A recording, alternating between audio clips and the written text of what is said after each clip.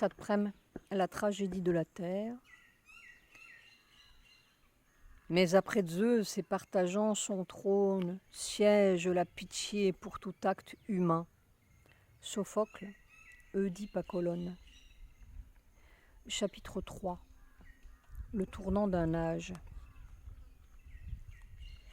Lorsque Sophocle nous quitte, en l'an 406 d'avant notre ère, le monde est attristé.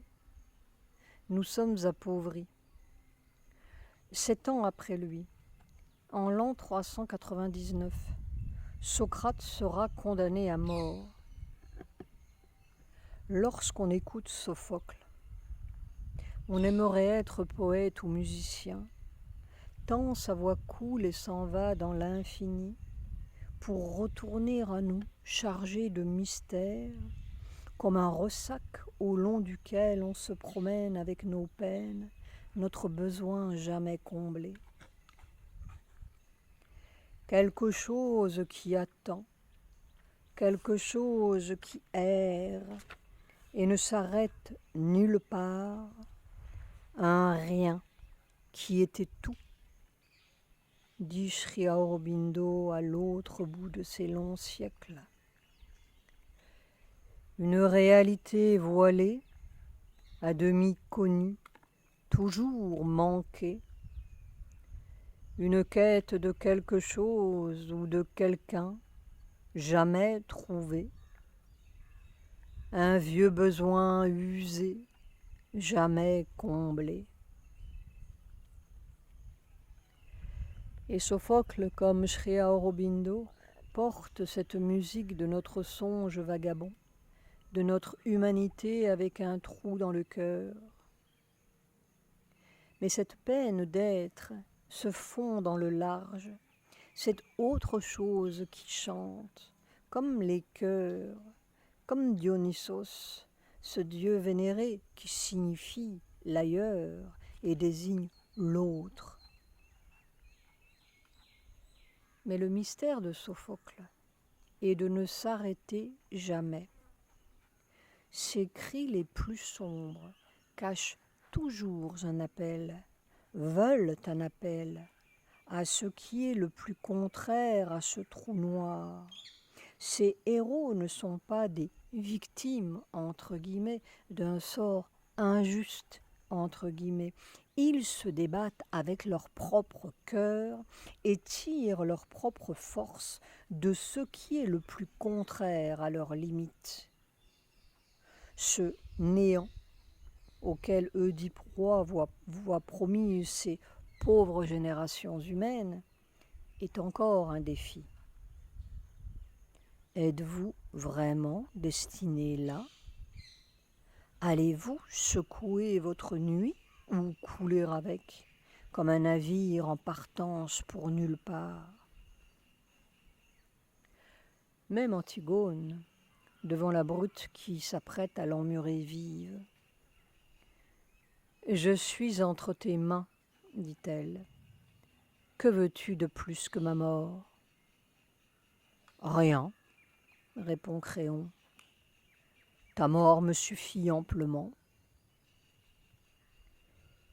Et elle dit si simplement, sans un cri, sans une protestation, comme on regarde non plus la mort, mais ce qui reste au bout.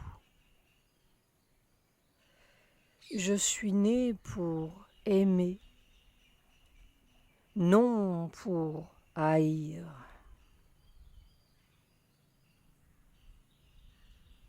Une réponse divine. Et dans le plus désastreux, le plus nocturne, c'est encore le plus contraire que Sophocle appelle.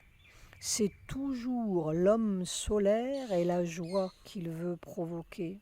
Car Sophocle est un provocateur. Il ne cherche pas des discours et des lamentations, il cherche ce qui est. Quand un homme doit renoncer à ce qui faisait sa joie, je tiens qu'il ne vit plus. Ce n'est plus à mes yeux qu'un cadavre qui marche, dit le messager.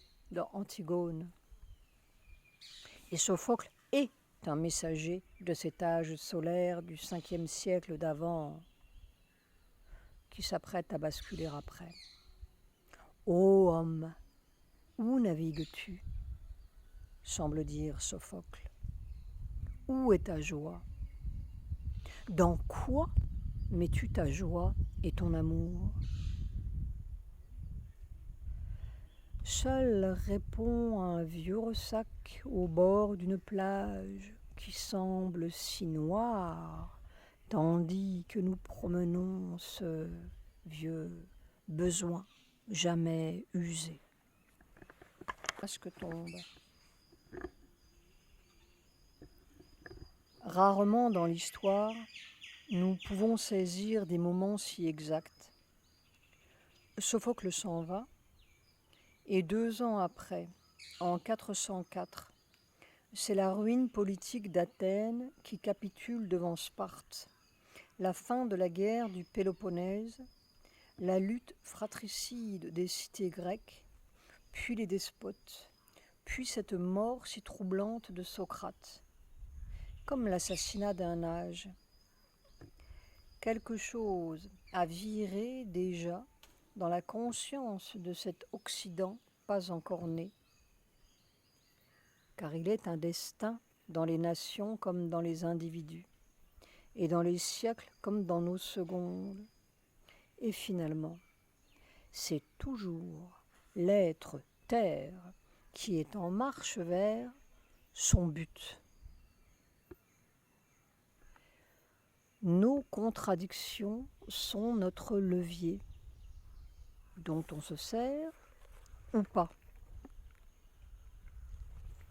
Les convulsions politiques d'une nation, d'un âge, sont un masque derrière lequel de puissantes forces se meuvent ou s'affrontent.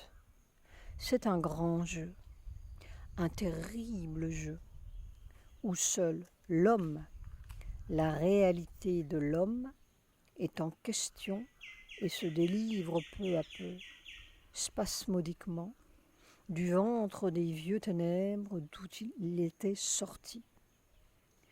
Et ce n'est pas la ruine d'Athènes qui signale le changement de vent, ni les vieux despotes qui n'ont jamais manqué, mais un souffle plus subtil qui a saisi la tragédie grecque et l'achève. Disons le phénomène Euripide. C'est un phénomène en effet, car seulement 16 ans d'âge séparent Euripide de Sophocle, son contemporain. Mais tandis que Sophocle regarde les dieux toujours calmement, Euripide les discute. De vieux contes, dit-il dans Bellérophon. Il accuse, il proteste, il condamne. Déjà, il y a des fautes et des juges.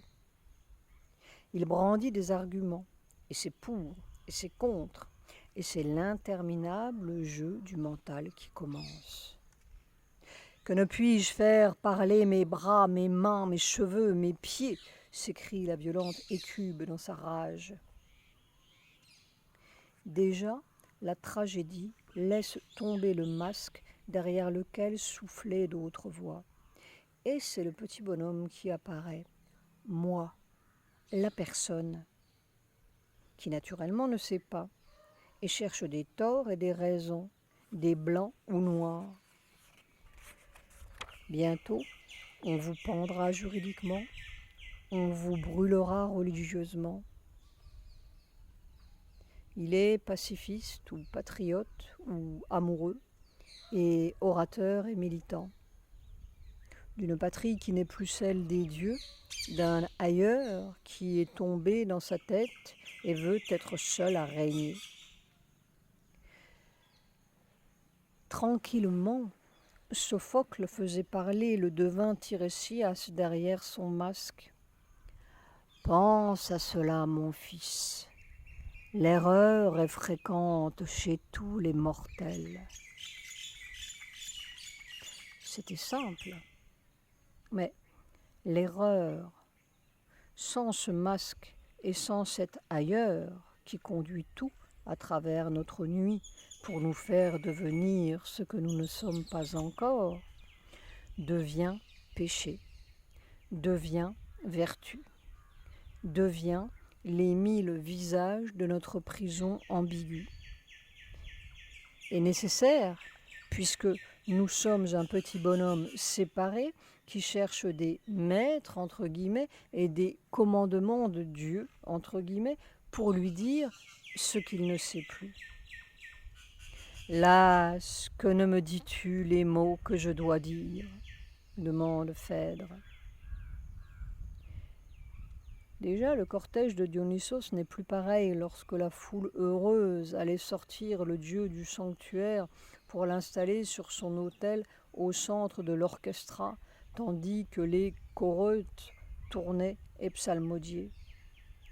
Déjà, les passions se déchirent entre un toi et un moi. Une ombre est descendue sur les rivages de l'Attique et bientôt sur tout notre continent. C'est l'âge des premiers sophistes à Athènes et des rhéteurs. On déclame ce qui ne se sait plus soi-même dans le tourbillon des oui et des non et des je veux et des je fais. Et c'est ce malheureux je qui entre en scène. Bientôt, Aristote, au front plissé, viendra avec ses élèves qui marchaient en rond sous les portiques du lycée. C'est l'âge des péripatéticiens, comme le mot grec le dit si bien, ceux qui marchent autour. Nous allions marcher autour de tout, même de la lune ou sur la lune, autour du monde et de nulle part, autour de notre vieille peine jamais comblée, notre secret jamais trouvé. Déjà, Platon rêve d'aller fonder une cité idéale ailleurs. Mais cet ailleurs, qui dira où il est ?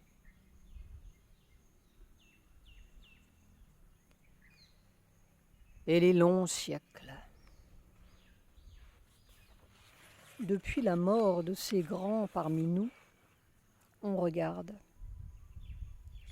Cette longue suite de siècles vagabonds, dirait Ajax. Mais il y eut d'autres grands avant, et d'autres cités disparues sous les sables, et d'autres méfaits oubliés. Puis viennent de nouveaux empires et d'autres méfaits revenus. On regarde la grande déesse mère qui façonne ses enfants comme elle façonne ses empires et ses temples, puis les détruit. Dans quel but ? Serons-nous jamais hommes ? Le corps grandit, ses maladies, ses peines, ses enthousiasmes qui flambent un moment, et les enfants qui se multiplient, et les cités, les nations aussi qui se querellent comme les frères grecs. On ne grandit jamais, semble-t-il, ou c'est pour trouver toujours la même chose sous un déguisement ou un autre. Le masque est tombé, mais c'est un autre, travesti, pompeux et glorieux, et indubitable de plus en plus, puisqu'il règne sous la bannière de la religion ou de la science bientôt. Et tout est su. Et nous sommes désolés comme un enfant nu et né d'hier. Au bord d'un même ressac, nous portons le même rien ou le même quelque chose qui écoute, écoute et ne sait plus. Et ses pas devant, inconnus, et ses pas derrière, effacés, comme les empires là-bas sous les sables, et d'autres enfants disparus, qui écoutaient aussi, oui, cette question brûlante. Cette même question dans le cœur des petits dômes devant une grande mer, un grand lointain de neige ou de nuit qui cache son secret, peut-être. Et cette question qui brûle, toute seule et sans réponse, c'est peut-être notre secret même. La grande déesse façonne peut-être un feu, façonne peut-être un cri à travers tous nos désastres toujours recommencés, comme le vieil Ajax gisant sur les sables en proie à son délire. N'allons-nous pas devenir l'homo démens en place de notre homo sapiens? Ou, comme le cri d'Antigone devant son mur, devant la brute, il y a tant de brutes de ci, de là, et des murs de plus en plus. Et pourtant, cet amour au fond, qui ne cesse de battre, de brûler, comme si tous les siècles se ramassaient là, et tous les enfants nus comme s'ils avaient toujours été. On regarde. On peut sauter les siècles comme les cailloux blancs ou noirs du petit poussé. On se croit bien grandi sur nos terres de l'ouest ou de l'est. On a tant de sciences et tant de dieux qui ne sont plus païens. Mais on sent bien tout de même que quelque chose se précipite et que les siècles sont en train de s'agglutiner, de se ramasser et de se comprimer comme des atomes dans un ventre noir. Pour quelle naissance? Ou quelle destruction encore? On croirait entendre Athènes derrière nos 1000 babels électroniques. Et moi de presser l'homme en proie à son délire, de le pousser au fond de ce filet de mort. Allons-nous avoir ce cri bientôt? Ténèbres, ô ma clarté! Ou, ravagés et nus sur notre litière putride, sursautés comme Oedipe, c'est donc quand je ne suis rien que je deviens vraiment un homme. L'ancienne des temps façonne son enfant brutalement, mais ce n'est pas pour le laisser mourir, encore une fois, ni tous ces siècles pour quelque autre fils de Wotan ou d'Allah.